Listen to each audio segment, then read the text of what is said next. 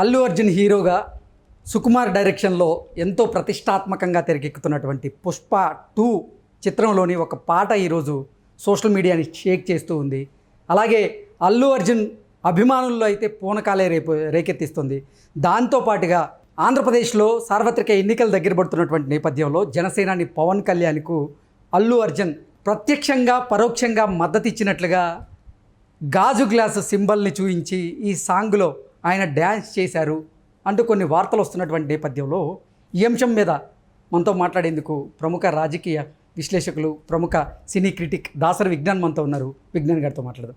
విజ్ఞాన్ గారు నమస్తే అండి. హాయ్. పుష్ప 2కి సంబంధించినటువంటి సాంగ్ ఇప్పుడు సోషల్ మీడియాలో హల్చల్ చేస్తూ ఉంది. ఏంటి ఆ సాంగ్కి సంబంధించిన రివ్యూ ఏంటంటే ఏం చెప్తారు? యాక్చువల్లీ మొన్నటి నుంచి ఫస్ట్ సింగిల్ మే 1కి రిలీజ్ చేస్తాము అంటే తెగ హ్యాపీ ఫీల్ అయ్యారు. మార్నింగ్ 11 సమ్ చేంజ్కి రిలీజ్ చేస్తామంటే ఏదో అనుకున్నారు, బట్ ఈవినింగ్ 5కి రిలీజ్ చేస్తున్నట్టుగా తర్వాత న్యూస్ వచ్చింది. ఇకపోతే ఆ రోజే చూసాము పుష్ప పుష్ప పుష్ప పుష్ప అని అదే లిరిక్ వాడడం. సంథింగ్ ఏదో ఉంటుంది స్టార్టింగ్. అప్పుడు ఫస్ట్ రిలీజ్ చేసిన సింగిల్ ఏంటంటే దాక్కో దాక్కో మేక. అప్పుడు దాని తర్వాత వరుసపెట్టి సాంగ్స్ అన్నీ వచ్చాయి. ఊ అంటావతో ఎండ్ అయిపోయింది ఆ టైంలో. ఇప్పుడు చూసుకుంటే ఫస్ట్ సింగిల్ ఏ రేంజ్లో ఉండబోతుంది, ఫస్ట్ పార్ట్ మ్యూజిక్ పెద్ద హిట్ అందరికీ తెలిసిందే.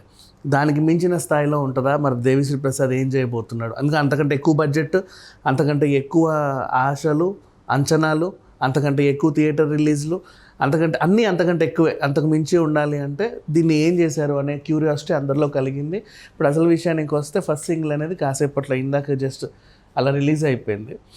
ఇక దాని గురించి మాట్లాడుకుంటే నాకాష్ అజీజ్ అండ్ దీపక్ బ్లూ వీళ్ళ గొంతులతో, అంటే ఫస్ట్ టైం తెలుగుకి వీళ్ళ గొంతులు అనమాట. అంటే ఇంతకుముందు అడప తడప చిల్ల చితక పాడినప్పటికీ ఫస్ట్ టైం మనకి ఫుల్ ప్లెడ్జ్డ్గా ఒక పెద్ద స్టార్ హీరో పాట పాడడం వీళ్ళు ఇదే మొదటిసారి. అండ్ దానికి అంతకు మించి లిరిక్ అందించిన చంద్రబోస్ గారి గురించి మళ్ళీ మాట్లాడుకోవాలి. ఫస్ట్ సింగర్స్ గురించి మాట్లాడితే పుష్ప ఆ బేస్ ఎలా అయితే ఉంటుందో మొత్తం ఎలక్ట్రానిక్ వేవ్ టైప్ మ్యూజిక్ ఇచ్చాడు దేవిశ్రీ. అంటే కరెంటు తీగలాగా మ్యూజిక్ అంతా వెనకాల మొత్తం ఉంటే కరెంట్ వైబ్రేషన్స్ ఎలా ఉంటాయో తెలుసు కదా, ఆ వైబ్రేషన్ టైప్ వాయిస్ కావాలి అని వీళ్ళని ఎంచుకున్నాడు. అది మ్యాటర్. సో వీళ్ళు కూడా దానికి పూర్తిగా న్యాయం చేశారని చెప్పుకోవచ్చు. ఇక లిరిక్స్ విషయానికి వెళ్తే ఎంతసేపు పుష్పని ఇప్పుడు ఏదన్నా హీరో బేస్డ్ సాంగ్ వస్తే ఈడు అట్లా అంటాడు, ఈడు ఇట్లా అంటాడు, ఈడు వాడు, ఈడు వీడు అని చెప్పేసి ఏదో మోస్తా రాస్తారు. ఆ మోయడమే ఉంటుంది మొత్తం. ఇక్కడ మోయడం కాదు, కథ చూపించారు వీళ్ళు. పుష్ప ద రూల్ ఎలా ఉండబోతుంది అంటే ఫస్ట్ పార్ట్ మనం చూసాం, రిచ్ అయ్యాడు కదా. ఇప్పుడు పుష్ప సిండికేట్ ఓనర్ అయిన తర్వాత ఇప్పుడు రిచ్ అయిపోయాడు. ఆ రిచ్ పుష్ప దాని రూల్ ఎలా ఉంటుంది అనేది చూపిస్తే మనకు ఫస్ట్ మొన్న ఆ ఉగ్రగంగమ్మ టీజర్ తర్వాత ఒక లుక్ రిలీజ్ అయింది సింహాసనం మీద కూర్చుని. అక్కడ పైన ఒక మనకి ఇదేంటి సూర్యుడి బొమ్మ కనిపించింది, చిహ్నం. అది అతని డెన్లో అంతా ఫాలో అయింది. అయితే ఇతనికి ఒక జెండా తయారైంది. జెండా అండ్ ఇతనికి ఒక సింబల్. ఇతని సింబల్ ఏంటంటే ఇది చెయ్యి ఇటు కిందికి ఇట్లా, అంటే అందరినీ భుజం తట్టి నేనున్నా పోరా అనేలాగా ఆ సింబల్ ఇట్లా. అందుకే కిందికి పెట్టారు, ఇట్లా పైకి కాదు, ఇట్లా కిందికి పెట్టారు. అండ్ ఇతనికి ఒక లోగో వచ్చింది పుష్ప. ఆ లోగో చూస్తే ఓకే ఇది పుష్పకు సంబంధించినటువంటి టెరిటరీ అనేలాగా. అంటే ఎవరైనా సరే మామూలుగా ఒక రాజు అయితే, ఏదైనా రాజ్యానికి రాజు అయితే అతనికంటూ ఒక జెండా, అతనికంటూ ఓ గుర్తు, ఇట్లాంటివి ఉంటాయి కదా. ఇవన్నీ కూడా పుష్ప రూల్లో పుష్ప మెయింటైన్ చేసుకున్నాడు. అవన్నీ కూడా ఈ సాంగ్లో మనకు చూపించారు. అండ్ అంటే నీ ఎత్తు గొలవడానికి ఆకాశం సరిపోదు, నీ లోతు గొలవడానికి సముద్రం సరిపోదు, ఇట్లాంటి లిరిక్స్ అనమాట. అంటే నిన్ను మించినోడు లేడు ఆ ఏరియాలో, నువ్వే మొత్తం ఈ సిండికేట్ మొత్తానికి ఒక్కడివే రాజుడివి అనే రేంజ్లో లిరిక్స్ అనేవి చంద్రబోస్ గారు అందిస్తే, దానికి అంతే ఇదిగా ప్రేమ్ రక్షిత్ గారు కొరియోగ్రాఫర్ చేయడం. అండ్ దాన్ని కొరియోగ్రఫీ డిజైన్ చేశాడు ప్రేమ్ రక్షిత్. ఆ డిజైన్ చేసిన కొరియోగ్రఫీని అంతకే నిలబెట్టడానికి మన విజయ్ పోలంకి ఇది నాయమ్మ నా చిన్ని సాంగ్ ఇంకో ఇద్దరు కలిసేసి దీన్ని మంచిగా మోసారని చెప్పుకోవచ్చు. అండ్ అలాగే గణేష్ ఆచార్య అండ్ మిగతా వాళ్ళందరూ కూడా వాళ్ళందరూ కృషి కనబడుతుంది బేసిక్గా చెప్పాలంటే. ఇక సౌండ్ గురించి మాట్లాడుకుంటే నాకు తెలిసి అనూప్ రూబెన్స్ వాళ్ళ స్టూడియో అనుకుంటా, రూబెన్స్ వాళ్ళ మ్యూజిక్ ఇన్స్టిట్యూట్. సౌండ్ డిజైనర్ కూడా రసూల్ పూకిట్టి చేశాడు.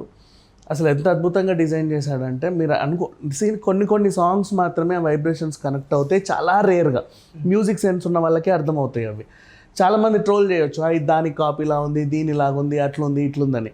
కాకపోతే ఏంటంటే ఒక బరువుని మెయింటైన్ చేయడానికి ప్రతి ఇంచు చూసుకుంటాడు కదా. 360 degreesలో ఈ సాంగ్ అనేది అంత అద్భుతంగా ఉందని చెప్పుకోవచ్చు. అండ్ ఈ సాంగ్తో ఆల్మోస్ట్ రికార్డులు బ్రేక్ బికాజ్ అన్ని లాంగ్వేజెస్లో రిలీజ్ చేశారు. సేమ్ లాస్ట్ టైం కూడా అంతే కదా, ప్రతి లాంగ్వేజ్లో దాన్ని రిలీజ్ చేసుకుంటూ వస్తే ఇప్పుడు కూడా అన్ని లాంగ్వేజెస్లో రిలీజ్ చేశారు, అన్ని లాంగ్వేజెస్లోనూ పేలింది. ఇక అసలు విషయానికి వస్తే మొన్న ఉగ్రగంగమ్మ టీజర్ చూపించి అంచనాలు ఎక్కడికో తీసుకెళ్లారు. అసలు తట్టుకోగలమా లేదా అనే రేంజ్లో ఉన్నాయి. అంటే నిజంగా సినిమా ఆ రేంజ్లో లేకపోతే ఏంటి పరిస్థితి అని అందరు ఇక్కడ దాకా పెట్టుకున్నారు. ఇప్పుడు ఇది నిజంగా పుష్ప సాంగ్ ఎలా అయితే ఆయన ఎత్తేసాడో ఈ సినిమా మీద అంచనాలు అలా పెంచేసింది. అంటే ఈ సినిమా మీద ఉన్న అంచనాల్ని కొలవడానికి ఆకాశం సరిపోదు, లోతు కొలవడానికి సముద్రం సరిపోదు అనేలాగా చెప్పుకోవచ్చు, ఆ రేంజ్లో చెప్పుకోవచ్చు. ఏంది పాట మొత్తానికి ఇప్పుడు అల్లు అర్జున్ ఫ్యాన్స్లో పూనకాలేనా? పాటకు అల్లు అర్జున్ ఫ్యాన్సే కాదు, పాట చూసిన ప్రతి ఒక్కరికి పునకాలే వస్తాయి, ఆ రేంజ్లో ఉంది. ఇంకా అల్లు అర్జున్ ఫ్యాన్స్ గురించి మనము ఇక వర్ణనాతీతం, చెప్పాల్సిన అవసరం లేదు, వాళ్ళు ఆల్రెడీ ఎక్కడో ఉంటారు. సో ఈ సాంగ్ మాత్రం అద్భుతంగా ఉంది. ఎంతో పెద్ద టీం పనిచేసింది తెలుసా, అండ్ ప్రతిదీ చూసుకో డీటెయిలింగ్గా. అండ్ మళ్ళీ ఇంకా కొసమెరుపు ఏంటంటే సేమ్ శ్రీవల్లి సాంగ్లో చెప్పు మిస్ చేసి మళ్ళీ స్టెప్ వేస్తాడు కదా, ఇందులో కూడా చెప్పు మిస్ చేసి మళ్ళీ ఒక స్టెప్ వేస్తాడు. ఆ స్టెప్ మధ్యలో ఫోన్ వస్తే ఒక నిమిషం ఆగ్రా మళ్ళీ చేస్తాను లైన్లో ఉండని చెప్పి ఆ స్టెప్ కంప్లీట్ చేసి మళ్ళీ ఫోన్ కంటిన్యూ చేస్తాడు, అదొకటి ఉంది. అండ్ లాస్ట్ ఎడ్జ్లో టీ గ్లాస్ వచ్చింది, పవన్ కళ్యాణ్కి నేను సపోర్ట్గా ఉన్నాను అని సినిమా సింగిల్తో చెప్పాడు. అంటే కుటుంబంలో ఒక మనిషి ఉంటే నిజంగా అవతలోళ్ళు మనల్ని ఎన్నన్నా మనకంటూ వాళ్ళ మీద ప్రేమ ఎప్పటికీ చావదు అంటారు కదా, దాన్ని బన్నీ ఎక్స్ప్రెస్ చేశాడు ఇండైరెక్ట్గా తన సినిమాలో, హ్యాపీగా ఎక్స్ప్రెస్ చేశాడు. లాస్ట్కి టీ గ్లాస్ వస్తే టీ గ్లాస్ని అటు ఇటు పెట్టని దాంట్లో బిస్కెట్ ముంచుకొని వాడిని పంపించేశాడు. సో ఇట్లా ఇంకో ఇద్దరు కలిసేసి దీన్ని మంచిగా మోసారని చెప్పుకోవచ్చు. అండ్ అలాగే గణేష్ ఆచార్య అండ్ మిగతా వాళ్ళందరూ కూడా వాళ్ళందరూ కృషి కనబడుతుంది బేసిక్గా చెప్పాలంటే. ఇక సౌండ్ గురించి మాట్లాడుకుంటే నాకు తెలిసి అనూప్ రూబెన్స్ వాళ్ళ స్టూడియో అనుకుంటా, రూబెన్స్ వాళ్ళ మ్యూజిక్ ఇన్స్టిట్యూట్, సౌండ్ డిజైనర్ కూడా రసూల్ పూకిట్టి చేశాడు. అసలు ఎంత అద్భుతంగా డిజైన్ చేశాడంటే మీరు కొన్ని సాంగ్స్ మాత్రమే ఆ వైబ్రేషన్స్ కనెక్ట్ అవుతాయి, చాలా రేర్గా మ్యూజిక్ సెన్స్ ఉన్న వాళ్ళకే అర్థమవుతాయి అవి. చాలామంది ట్రోల్ చేయొచ్చు, ఇది దానికి కాపీలా ఉంది, దీనిలాగా ఉంది, అట్లుంది ఇట్లుందని. కాకపోతే ఏంటంటే ఒక బరువుని మెయింటైన్ చేయడానికి ప్రతి ఇంచు చూసుకుంటాడు కదా. 360 degreesలో ఈ సాంగ్ అనేది అంత అద్భుతంగా ఉందని చెప్పుకోవచ్చు. అండ్ ఈ సాంగ్తో ఆల్మోస్ట్ రికార్డులు బ్రేక్ బికాజ్ అన్ని లాంగ్వేజెస్లో రిలీజ్ చేశారు. సేమ్ జనసేనాని పవన్ కళ్యాణ్కి మద్దతు తెలుపుతున్నట్టుగా ఈ గ్యాస్ సింబల్ని చూపించారని మనం భావించవచ్చా? I love you so much అని తన గ్రీటింగ్స్ని చెప్పాడు. అండ్ అంటే ఈ సాంగ్ ద్వారా ప్రేక్షకులకి న్యాయం చేశాడు. And next